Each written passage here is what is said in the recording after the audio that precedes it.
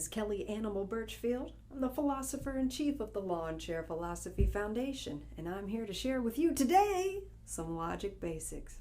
These basics are drawn from numerous fields within the practice and science of logic and in no way represent a comprehensive course on logic. What I'll present for you here is enough to get you by. Now, traditionally in Western philosophy, logic is the science, or logic has been taken to be the science that allows us to represent our judgments to ourselves, to reflect upon our reasoning, our thinking, to see how well we're reasoning and thinking, and to ascertain the beliefs that motivate our thinking.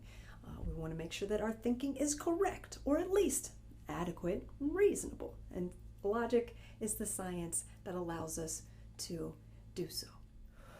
Whenever we represent our judgments to ourselves in the practice of logic, we do so in the format of propositions. Oops.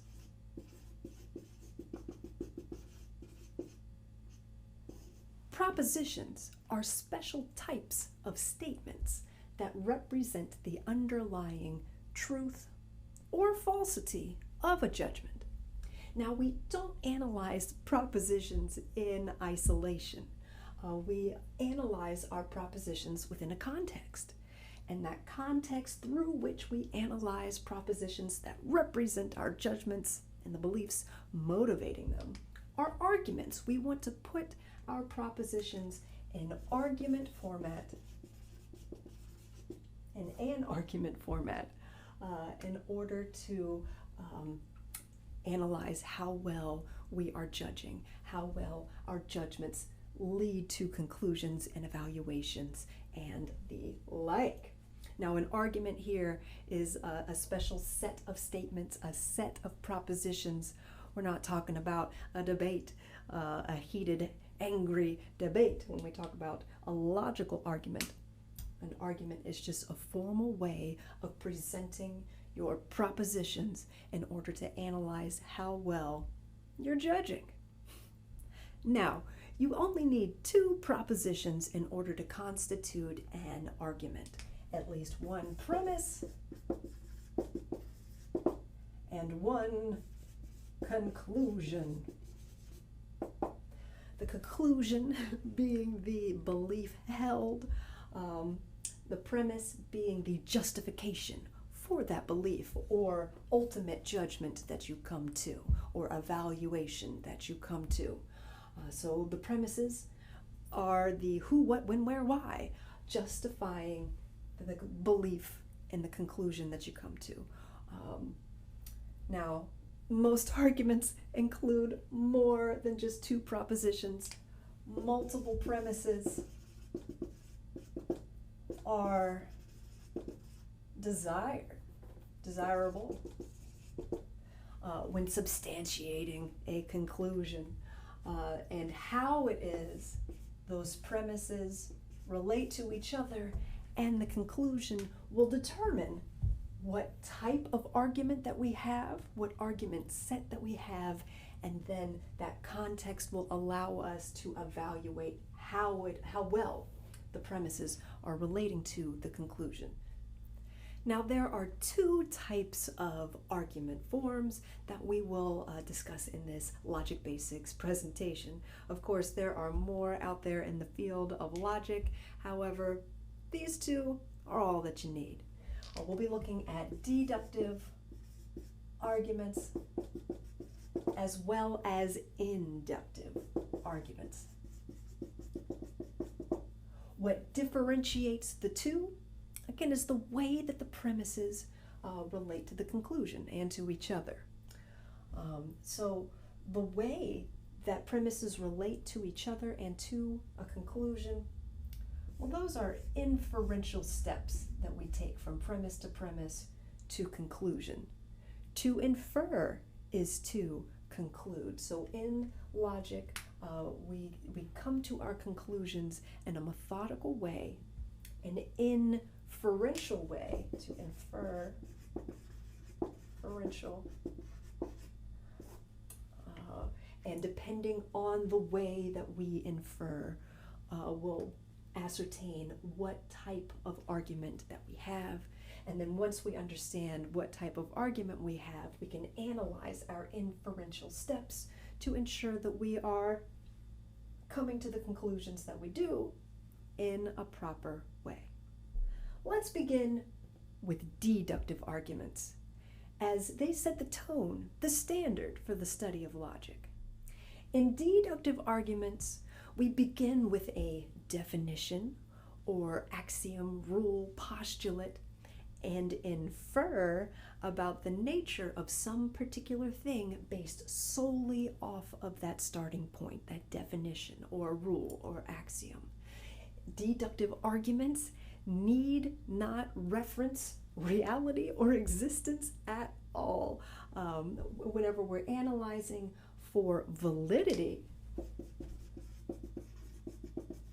that is logical necessity for deductive arguments, we are only referencing the way that the propositions relate to each other within that argument. And we want to ask ourselves, when analyzing for validity in deductive arguments, does the conclusion necessarily, absolutely, and without a doubt, follow from the premises? We'll study 3 types of deductive arguments in this presentation, and we'll look at the formats of each of those types to ascertain how we will ascertain validity in the first place. Our first type of deductive argument will be the categorical argument, where we're looking at classes of things. Oftentimes, categorical arguments are used in taxonomy. Like in biology, for example, when we say all mammals are warm-blooded, we're talking about what might be predicated of a whole class of things. So categorical arguments will involve a subject matter, and what might be predicated of that subject matter.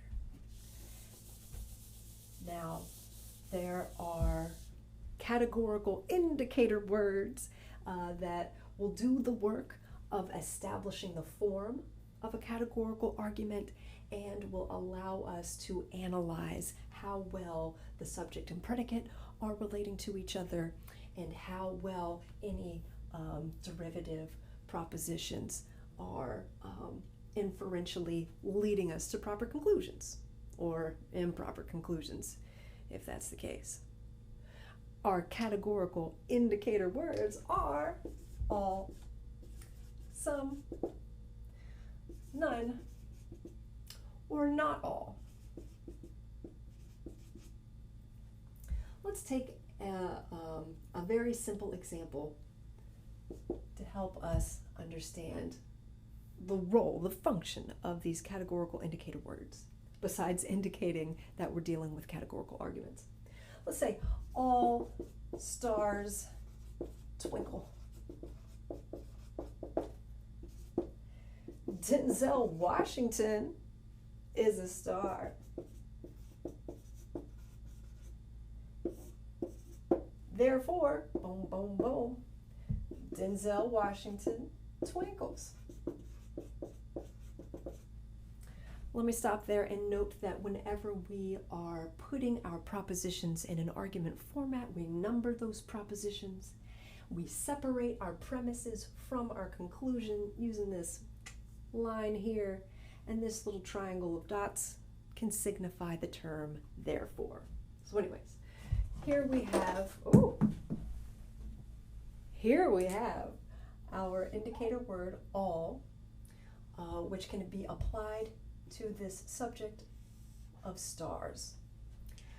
So when dealing with the category of stars, all things that fall under that umbrella twinkle. Here's our predicate. Okay.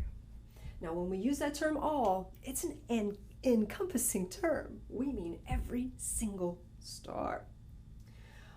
Denzel Washington. Now here in this proposition, this premise, Denzel Washington is our subject and falls underneath this category of star. He's our particular thing that we'll analyze in light of this definition that we started with. So we don't have to know Denzel, we don't have to see him in the heavens or projected on the big screen at the movie theaters. All we need is this argument form. Denzel Washington is a star, therefore Denzel Washington twinkles. Let's look at our inferential steps.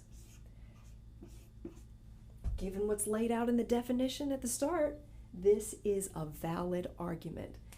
There is no way for this conclusion to be false, given the premises we've started with. Again, it could be that Denzel Washington doesn't exist. It could be that Denzel Washington is an imaginary person. Doesn't matter. We don't need existence or reality to analyze for validity in deductive arguments. But we're just looking at the formal relationship of propositions. How are we inferring? Are we inferring well? Yes. Now the next step after determining validity is to determine soundness. Soundness is harder to prove. Now I personally believe that Denzel Washington twinkles. And I believe that all stars twinkle, but that's up for debate whenever we bring in actuality, reality, and relate our valid arguments to existence. So determining soundness, that's where philosophical conversation comes in. But insofar as looking at the argument itself, we've got a valid argument. This is a true conclusion. Now, let's switch this indicator word to some.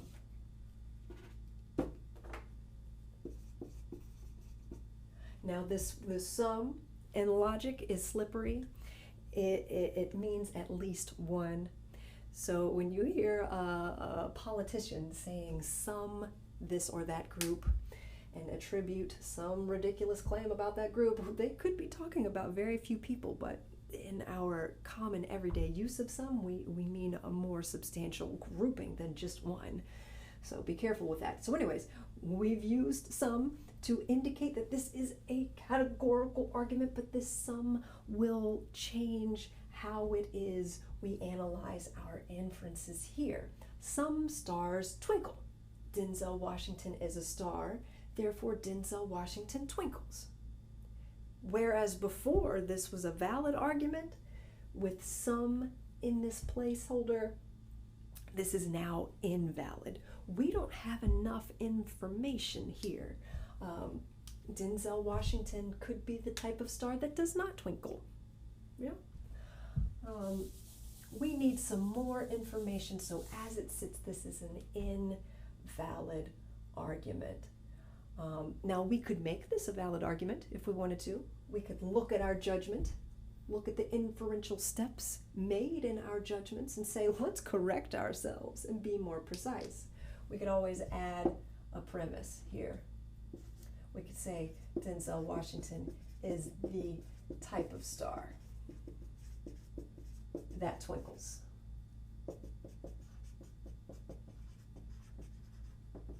There, fixed it, done. Now, when we're trying to be charitable in understanding somebody else's argument, this move of adding premises in order to make a valid argument, that's fine, but we should be careful in adding premises so that we are not rationalizing bad conclusions and doing tap dances to achieve the conclusion that we want. We want to be authentic in our reflections to ensure that our judgments are not held back by pernicious prejudice. So, though we can really, in theory, make any argument valid, should we? Now let's change this some to none. And we'll get rid of this other premise here. Back to 3. No stars twinkle. Denzel Washington is a star. Therefore, Denzel Washington twinkles. Again, we don't need to know Denzel at all to know that this is an invalid argument. No stars twinkle. Denzel Washington falls under that category of star, therefore he's barred from the beginning from twinkling. Invalid. Unless we say Denzel Washington does not twinkle. That would be a valid conclusion. Now, just for the sake of being consistent, let's look at this. Not all stars twinkle. Denzel Washington is a star, therefore Denzel Washington twinkles. We run into the same issue that we do with some. We don't have enough information here as it sits. We cannot infer with beyond a shadow of a doubt that Denzel Washington twinkles.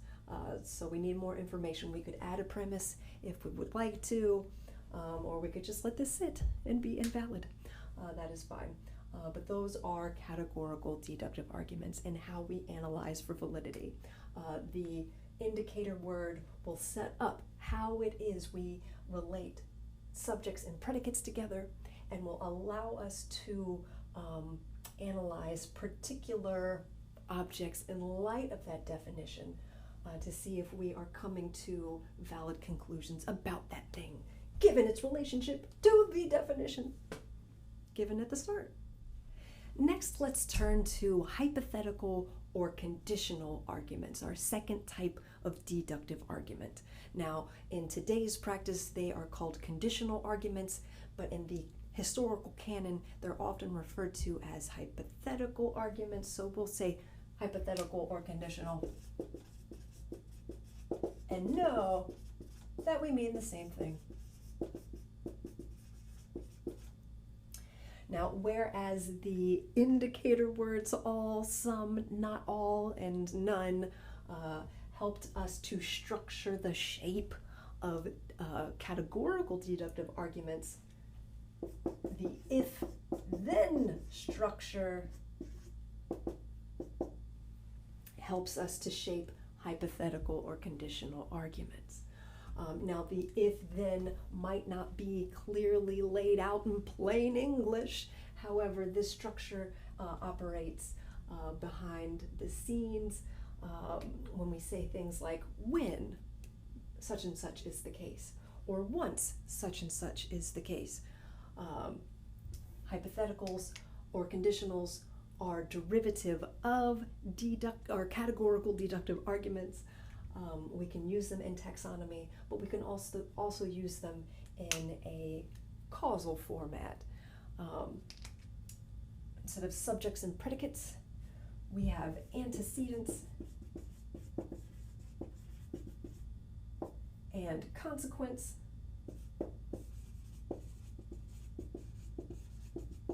Though these antecedents and consequence can do the same work that subjects and predicates do in categorical arguments. For example, let's just say all stars twinkle. Denzel Washington is a star, therefore Denzel Washington twinkles. We could say if you are a star, then you twinkle. Denzel Washington is a star, therefore we know that Denzel Washington twinkles. But again, we can use if-then in a causal sort of way to explain the laws of nature if we want to. Or if you want to achieve a goal, then you prescribe these steps to yourself in order to achieve it. So there's a little more room for the use of hypothetical or conditional arguments here. Let's stick with that Denzel Washington example to elucidate what it is I'm rambling on about here. Okay, so let's set up our premise. Premise one, if one is a star, then one twinkles.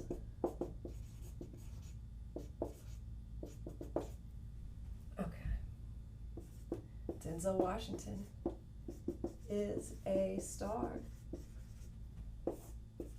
Therefore, Denzel Washington twinkles. There we go. So we're going to use this if-then structure again to help us determine the proper way of inferring, of coming to a conclusion within this hypothetical or conditional argument set. So if, now this is going to set up our antecedent, and then we have the consequent here that follows the then.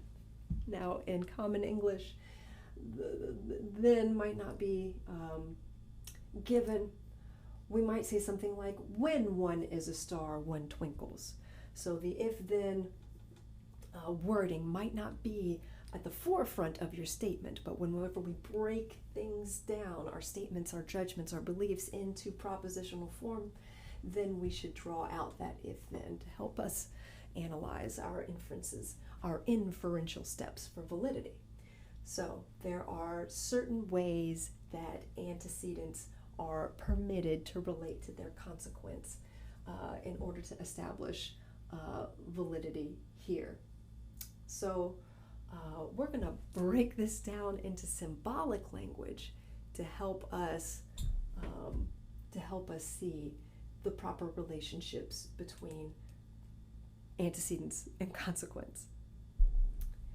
Now, the beauty of symbolic logic that we'll bring into our logic basics here, and not in a comprehensive way, might I say again, because there's a lot going on in symbolic logic that we're not going to cover here.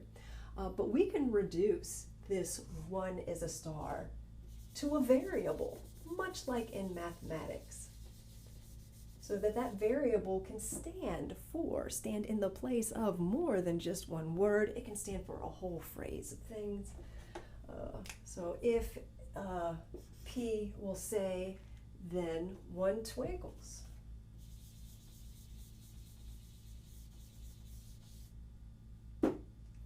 Q. Denzel Washington is a star. We'll say Denzel Washington. We'll have him be, we'll just say D in substitution of Denzel Washington. And we won't get into the proper formulation of this, but we'll just say is for now.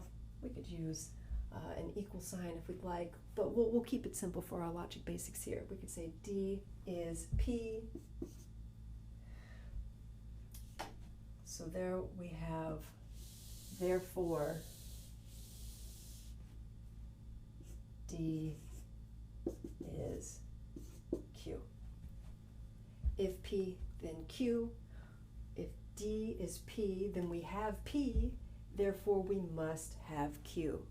So this is a valid argument. Yeah?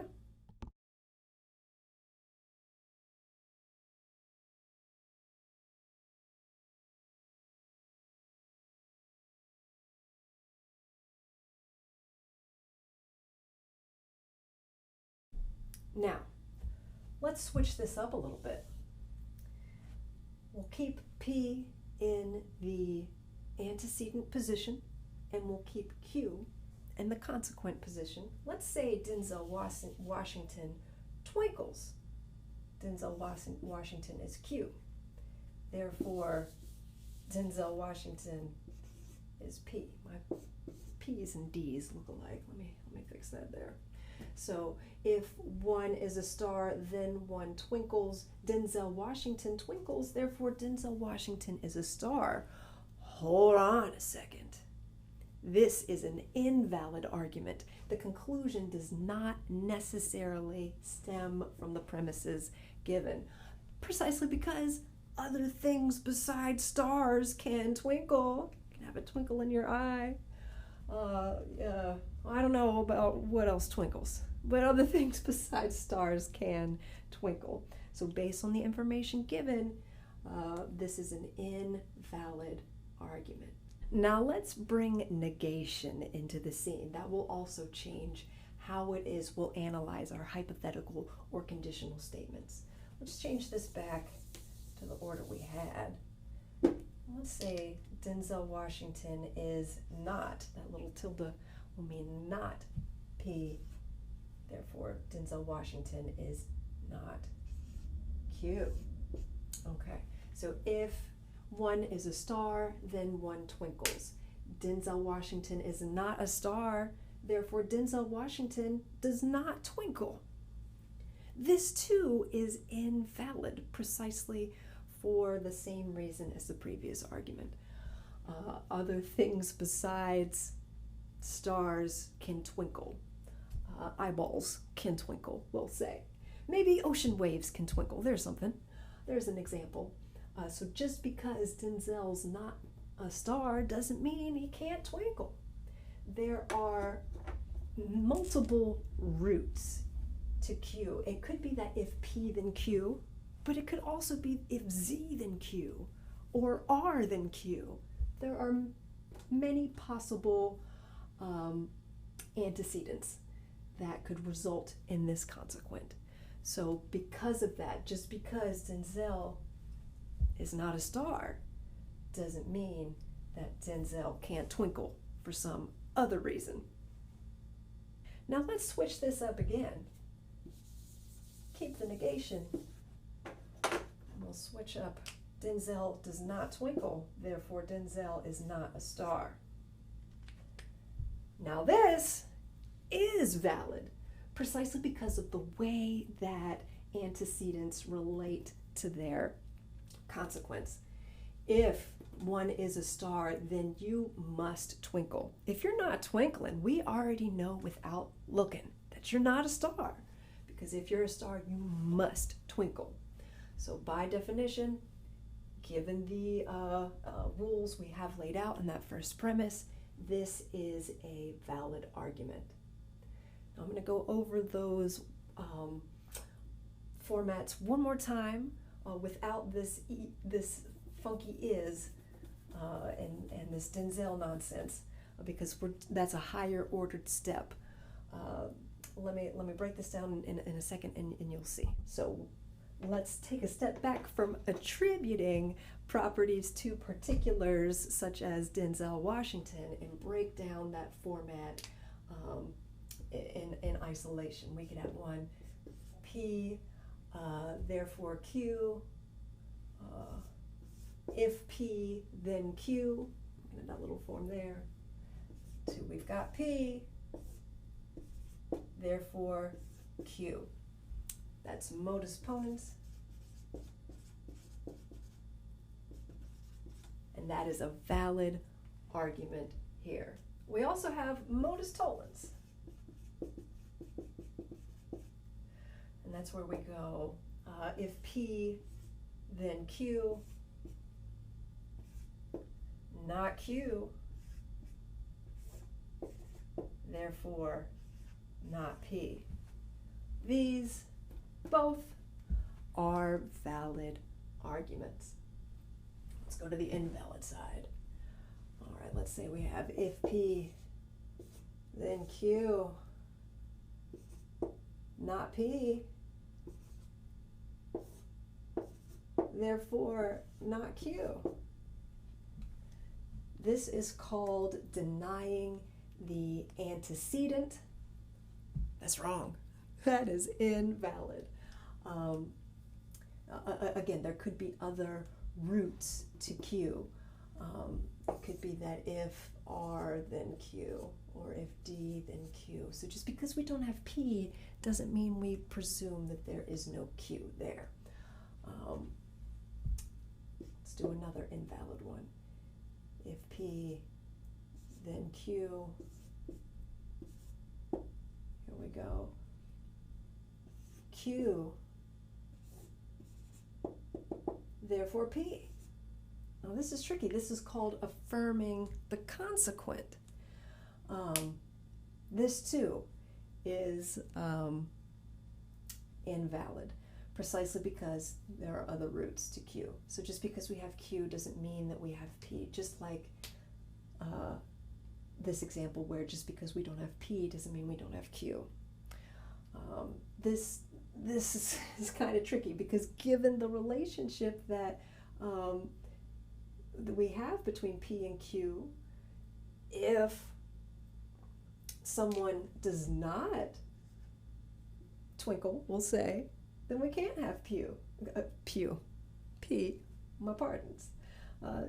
Given modus tollens, you would think, again, that this would be valid, but It is not the case, precisely because we could have if R then Q, if D then Q. So just because we have the evidence of Q and we know that P is related to Q does not mean that P is the cause. We need more information as it sits. This is invalid. Valid. Invalid. Our third type of deductive argument is the disjunctive argument. It's where we're dealing with the term or. And or can be tricky. Oops, I missed an N. Disjunctive. There we go. We use this symbol to signify the term or, so we could have P or Q. Now what's slippery about this is that we could, or could mean and, if we do not have the qualifier either before this or. So whenever we put either or, then we limit ourselves to one option. Let's look at this more closely. Either P or Q. P, therefore, not Q. Valid. Now, had we said Q, therefore not P, also valid. If we go not Q, therefore P, valid, and so on and so forth. So by putting that either in conjunction with our or, we limit our options to make things a little bit less confusing.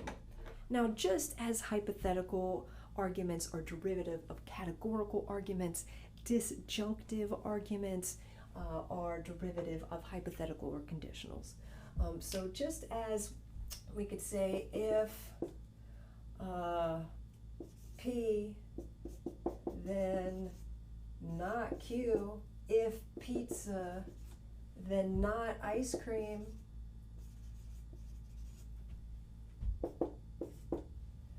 we've got pizza, therefore no ice cream. This being our whole consequent, the negation being part of the consequent. If we are having pizza, then we're not having ice cream. We're having pizza, therefore we're not having ice cream. So that is the same way of saying either pizza or ice cream, not pizza, or sorry, not ice cream, therefore pizza. Now to change that up a little bit, we could say if pizza, then not ice cream. We could say not ice cream. So ice cream, then no pizza. And that's the same way as saying, again, either pizza or ice cream. We've got ice cream, therefore no pizza. And so in that way they are derivative. Now we need to be careful in deriving our disjunctive arguments from hypotheticals, because we need to make sure that we are not committing a fallacy at this level while making a comparison. Had I said not P, therefore not Q, that would be denying the antecedent. Can't be doing that. So we need to make sure, again, in our derivations that we're valid from the start. But when you're dealing with disjunctive arguments, oftentimes you're not relating them back to hypothetical or conditional statements and then back to categorical arguments, unless it's helpful to do so in that context. I just want to show you how all of those relate to each other. Each level, again, is after validity, that is absolutely necessary truth. Does the conclusion necessarily follow from the premises? If so, then yes, we have a valid argument, and then we can test for validity, soundness. But soundness is hard to ascertain in philosophy, and really conditions the possibility of the whole philosophical conversation. Now, while there are other types of deductive arguments we could go over, I want to turn our attention to inductive arguments. Whereas deductive arguments are top-down arguments where we analyze the following premises and conclusions in light of a general rule or definition or postulate. With inductive arguments, we have a sort of bottom-up approach where we begin with a set of evidence and we infer towards some general rule or axiom or definition or prediction, some sort of possibility from that given evidence. So with inductive arguments, we do not begin with the guiding definition. Our goal is to uncover or postulate a general rule or definition from that set of evidence. So induction looks a lot like what's happening in the scientific method that we are familiar with today. Technically, abductive arguments most closely resemble what's going on in the scientific method as we're looking at multiple possible explanations for a given outcome and looking for the best possible explanation. But we'll strip this down to a sort of proto-scientific method when thinking about our inductive arguments. I'm super obvious in quizzing my students when it comes to distinguishing inductive arguments from deductive arguments. There are looser guidelines and restrictions for the conclusions, as well as how it is the premises relate to those conclusions. We're not analyzing for absolute necessity and validity with inductive arguments. We're just looking for cogency. And we need to bring in a little bit of our experiential understanding, a little bit of reality and references to existence in order to test for cogency, because our justification must come from outside of the premises themselves a little bit. So we can be we want a little bit of wiggle room in our conclusions. We want to be authentic and state that we could be open to other possible conclusions. And we want to remain open to scientific inquiry whenever we set up cogent, that is, reasonable inductive arguments. So let's construct ourselves an inductive argument here, for example. Let's lay out our set of evidence. All right. It is cloudy outside.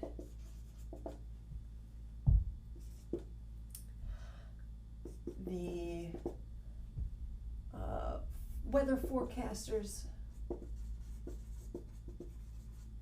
predicted only a 10% chance of rain.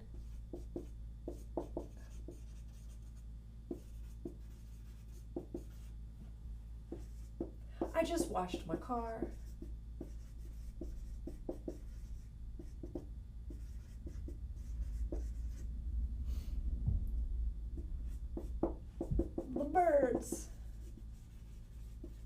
are seeking shelter.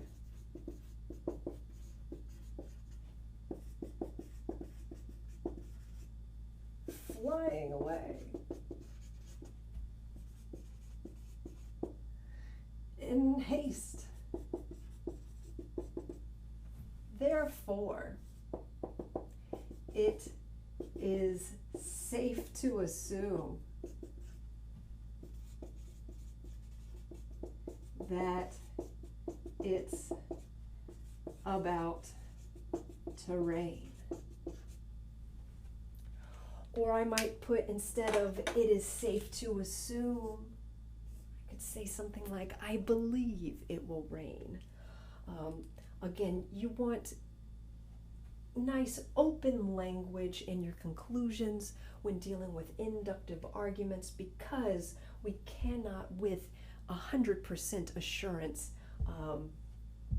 claim that our conclusions follow from the premises here. So it's cloudy outside. The forecasters predicted only a 10% chance of rain. And if you are familiar with weather forecasters, you know that, well, just because they said there's only a 10% chance of rain doesn't mean it won't rain. And in fact, it probably will rain on your parade. Anytime I wash my car, it's gonna rain. So based on my experience, this is a cogent argument. But these elements here, from other perspectives, might not render this argument to be cogent. In my world, when the forecasters only predict a 10% chance of rain, usually it's going to rain. I'm a cynic, what can I say? Anytime I wash my car, oh, it's going to rain. But anyways, I'm just highlighting that to demonstrate that experience, our own experience, comes into play when analyzing the inferential steps taken in inductive arguments. How it is this evidence is strung together is also important in ascertaining the cogency of our argument here. It's not readily apparent how this set of propositions relate. It just kind of looks like a list. It is cloudy outside. The forecasters predicted this chance of rain. I just washed my car. The birds are seeking shelter, flying away in haste. Therefore, it's safe to assume that it's about to rain. So the work that we do to connect these together must be guided by standards outside of our own experience, if we're going to be as cogent as possible, as reasonable as possible, because what is constituted as reasonable, the standard of measure that is reason, is never derived in isolation, but always established in a community. Together, we human beings determine the norm of reason, for better or for worse. So whenever constructing an inductive argument, you have your own experience to reference, but we want the connection between the propositions to resemble as closely as possible the logical necessity tying together premises and conclusions in deductive arguments. So whether we are discovering the inferential relationship or proper inferential relationship between the premises and conclusions, or whether we are creating them, that's up for debate. But the more practice we have at identifying inductive arguments, and the more experience we have to draw from, and the more conversations with other perspectives we've engaged with, will strengthen our skill at creating inductive arguments.